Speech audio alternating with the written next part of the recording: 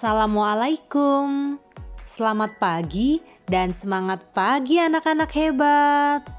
Bagaimana kabarnya hari ini? Semoga selalu dalam keadaan sehat dan tetap semangat belajar dari rumah. Sebelum belajar, jangan lupa untuk berdoa. Kemudian, cuci tangan sebelum dan sesudah melakukan kegiatan. Serta tetap patuhi protokol kesehatan ya. Hari ini kita akan belajar tema 3. Subtema 3 untuk muatan pelajaran bahasa Indonesia, yaitu menuliskan hasil wawancara dalam tabel PPKN, yaitu kerjasama, dan matematika, yaitu kesetaraan satuan berat dalam kehidupan sehari-hari. Mari kita simak tayangan video berikut. Menuliskan hasil wawancara dalam bentuk tabel. Masih ingatkah kamu apa itu wawancara? Wawancara adalah suatu cara mengumpulkan informasi dengan mengajukan pertanyaan kepada narasumber. Dalam kegiatan wawancara, ada pewawancara dan narasumber. Pewawancara adalah orang yang melakukan wawancara, sedangkan narasumber adalah orang yang memberikan informasi. Dalam melakukan kegiatan wawancara, narasumber yang dipilih harus sesuai dengan bidang keahliannya. Misalnya, jika kita ingin mengetahui informasi tentang cara perawatan hewan, maka kita dapat bertanya kepada dokter hewan. Atau jika kita ingin mengetahui informasi tentang cara bercocok tanam, maka kita dapat mewawancarai petani sebagai narasumbernya. Untuk mendapatkan banyak informasi saat wawancara, kita dapat mengajukan beberapa pertanyaan. Pertanyaan yang diajukan dapat menggunakan kata tanya apa, di mana, kapan, siapa, mengapa, dan bagaimana. Setelah melakukan wawancara, hasil wawancara dapat disajikan dalam bentuk tabel dengan menggunakan kosakata baku dan ejaan yang tepat. Kosakata baku dapat ditemukan dalam Kamus Besar Bahasa Indonesia atau yang disingkat dengan KBBI. Sedangkan ejaan yang tepat adalah ejaan yang sesuai dengan Pedoman Umum Ejaan Bahasa Indonesia atau yang disingkat dengan PUEBI. Ejaan yang tepat yaitu penulisan dengan memperhatikan penggunaan huruf kapital seperti pada awal kalimat, nama orang, nama tempat, dan sebagainya. Selain itu, penggunaan tanda baca dan kata hubung yang tepat dalam kalimat. Berikut contoh tabel yang dapat disajikan dari hasil wawancara. Nah, sekarang tuliskan hasil wawancara dengan daftar pertanyaan yang sudah kamu buat pada pembelajaran lalu tentang cara perawatan hewan. Tuliskan dalam bentuk tabel ya. Kita lanjut ke pembelajarannya. Kita akan belajar menyelesaikan masalah sehari-hari yang berkaitan dengan konversi satuan berat. Permasalahan pengukuran berat sering ditemui dalam kehidupan sehari-hari. Untuk dapat menyelesaikan soal yang berkaitan dengan konversi satuan berat, kita perlu memperhatikan hal-hal berikut ini. Yang pertama, bacalah soal dengan teliti. Dan yang kedua, jika menemukan satuan berat yang berbeda ketika menghitung, maka samakanlah satuan berat tersebut.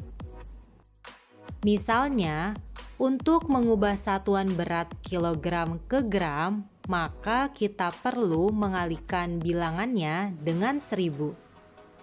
Begitupun sebaliknya. Untuk mengubah satuan berat gram ke kilogram, maka kita perlu membagi bilangannya dengan 1000.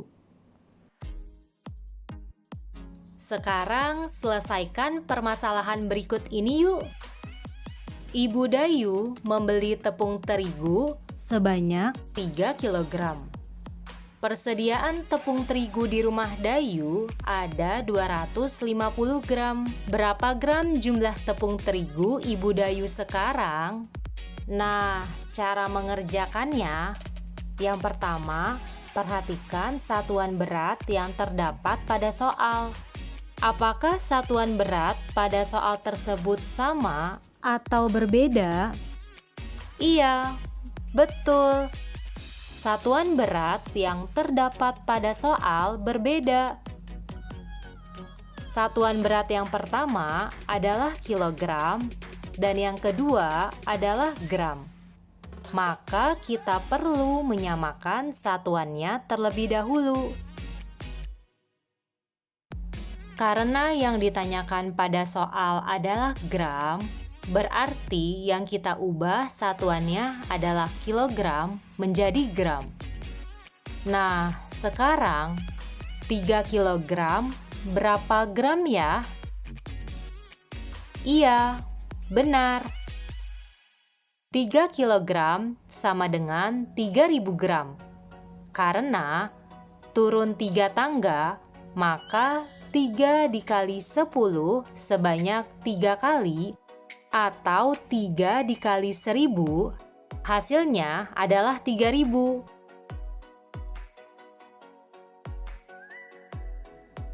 Nah, sekarang kedua satuan tersebut sudah sama.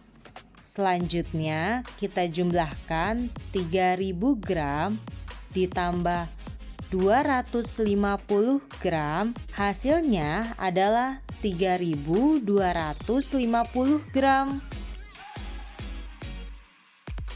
Jadi, berat tepung terigu milik Ibu Dayu sekarang adalah 3250 gram.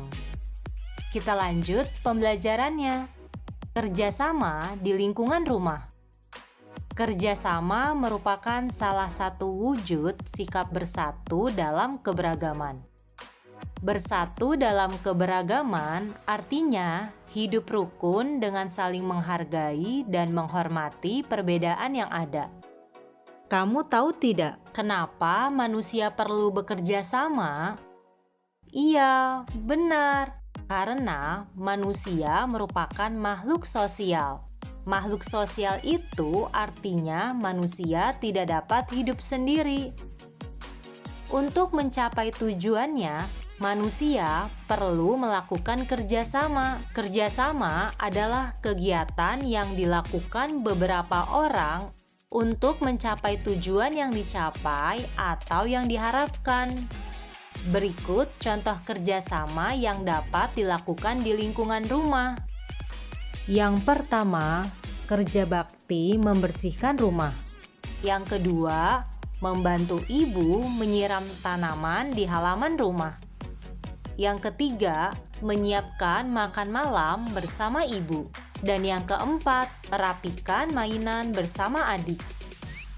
Kerja sama di lingkungan rumah sebaiknya dilakukan oleh semua anggota keluarga.